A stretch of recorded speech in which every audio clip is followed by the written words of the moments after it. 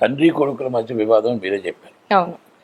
అది తండ్రి కొడుకులు మధ్యన వివాదంలో ఒక కుటుంబ వివాదం, ఆస్తుల వివాదం అని నేను అనుకోను, యుగోల వివాదం అని అనుకుంటా.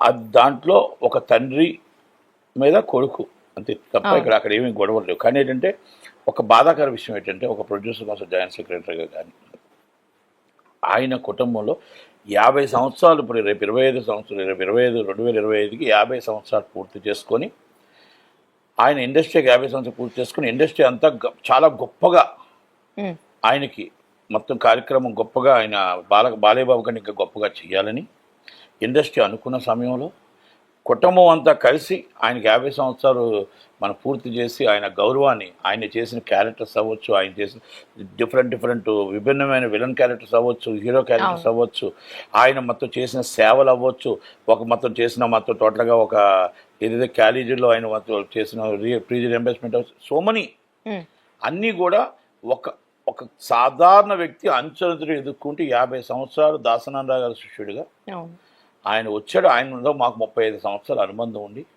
దాసనారాయణ గారి దగ్గర నుంచి మాకు అనుబంధం ఉంది చెన్నై నుంచి. అంత పెద్ద వ్యక్తికి ఈ విధంగా అంటే ఈ మంచి సమయంలో, మంచి తరుణంలో ఈ విధంగా కుటుంబంలో తగాదాలు రావడం, కుటుంబంలో గొడవ రావడం, కుటుంబం రోడ్డు మీదకి రావడం, ఇది ప్రెస్ మీట్ల దాకా రావడం, మళ్ళీ టోటల్గా పోలీస్ స్టేషన్ దాకా వెళ్ళడం అనేది కరెక్ట్ కాదు.